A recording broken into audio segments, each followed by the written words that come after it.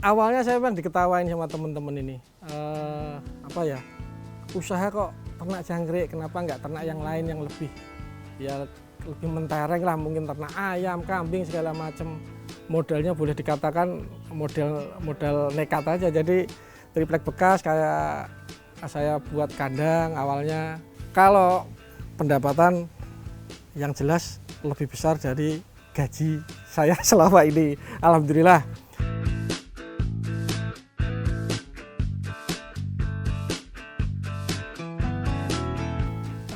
Perkenalkan, nama saya Sony. Saya asli dari Jawa Timur. Kemudian saya merantau ke Depok ini mulai 2004. Kemudian di tahun 2010-2011 saya mulai aktif untuk bergerak di usaha jangkrik. Jadi kurang lebih 10 tahun lah saya memulai usaha jangkrik ini. Jangkrik yang saya kembangkan ini jenisnya jangkrik alam, atau mungkin waktu kecil kita dulu jangkrik yang biasa di genteng-genteng itu namanya jangkrik alam. Intinya satu kalau jangkrik itu yang pertama perputaran modal lebih cepat. Yang kedua, saya juga melihat prospeknya. Karena sampai dengan hari ini berapapun hasil panen saya pasti habis, bahkan boleh dikatakan kurang.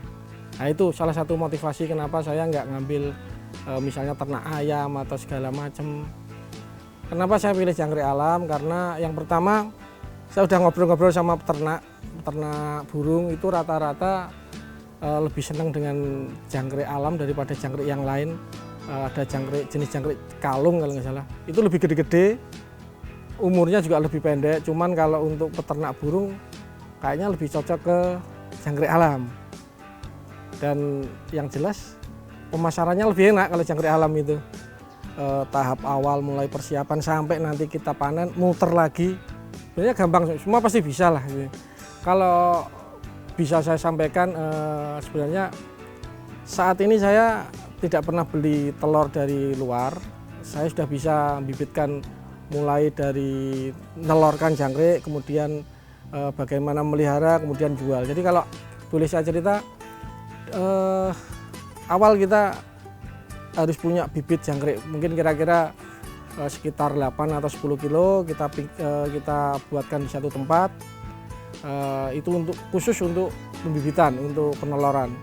Jadi di kandang itu kita kasih media untuk bertelur, pasir. Kemudian pasir itu juga harus kita jaga kelembapannya, jangan terlalu lembab, jangan terlalu kering. Dari situ jangkrik akan bertelur di media itu. Nah, ini telur semua ini. Sekitar 4-5 hari bertelur, kita ambil pasir. Pasir kita ambil, kita ganti pasir yang baru. Sementara pasir yang lama tadi kita simpan dulu 3 hari. Kita ayak dengan media air, akan terpisah nanti antara pasir dengan telur. Kelihatan telurnya warna kuning, kita pisahkan. Kemudian rata-rata saya pengambilan telur itu, tiap kali ngambil telur sekali angkatan itu 1 kilo. Jadi sekali ngangkat 1 kilo, ngangkat lagi 1 kilo. Nanti setelah telur itu kita pisahkan, kita keringkan, kita tunggu 3-4 hari netes. Nah, setelah netes kita masukkan ke kotak-kotak yang sudah kita siapkan di kandang. 30 hari panen, bisa kita jual. Tapi jangan lupa, jangan dijual semua karena kita harus ngambil lagi untuk pembibitan, proses dari awal lagi. Tempat bersembunyi jangkrik kan dari daun pisang yang kering, atau bahasa Jawanya mungkin kelaras. Ada beberapa teman yang memakai media tempat telur ayam, kre yang dari kertas. Kami sudah pernah nyoba seperti itu, cuman hasilnya kurang bagus. Jadi mungkin ada teman-teman yang mau nyoba, ya sebaiknya kita pakai kelaras karena sudah 10 tahun membuktikan lebih bagus pakai kelaras gitu.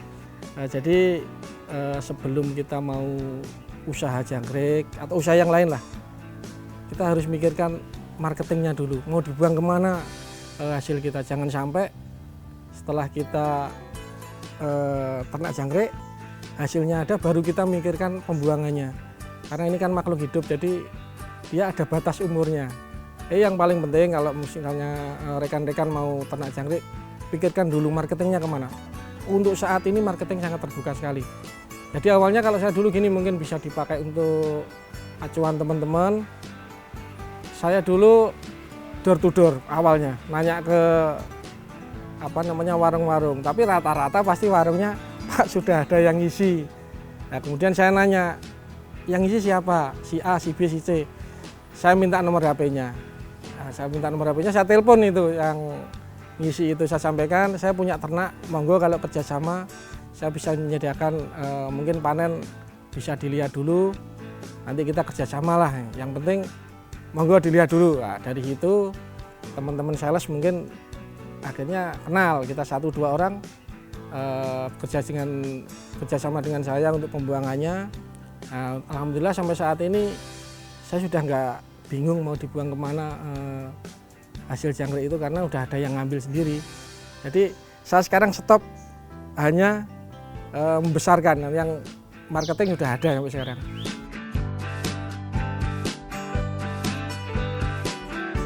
Kalau pendapatan yang jelas lebih besar dari gaji saya selama ini, alhamdulillah. Jadi tinggal ngalikan aja lah, misalnya 30 rata-rata kalikan 7,5.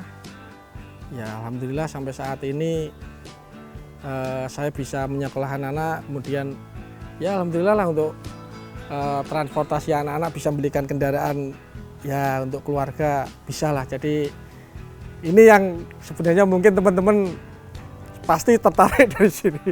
Kalau kita kalikan kurang lebih sekali panen itu 20 sekian juta kepegang tiap 2 bulan, 3 bulan 2 kali panen, jadi 3 bulan kita 40 kotor dapat. Kalau dipotong bersihnya ya lebih dari separuh, alhamdulillah 20-30 ada kita. Jadi untuk teman-teman yang mau mencoba usaha khususnya ternak jangkrik ini, nggak usah ragu-ragu lah, kita yakin kita bisa. Yang penting satu, kita nggak main-main, kita benar-benar fokus dan kita mau belajar. Jadi kalau misalnya teman-teman mau ternak jangkrik, mau belajar ke saya, monggo silahkan, mau main ke sini, mau telepon, monggo aja. Yang jelas namanya usaha itu kalau nggak untung rugi itu wajar. Saya pun demikian juga, awal-awal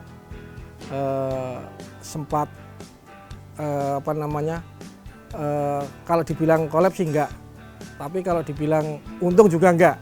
Jadi awal-awal pasti itu merupakan pasti semua mengalami lah pasang surutnya, tapi lama-lama setelah kita belajar, setelah kita ada informasi kanan kiri pasti kita menemukan jalan. Yang penting satu, kita fokus, itu aja kalau.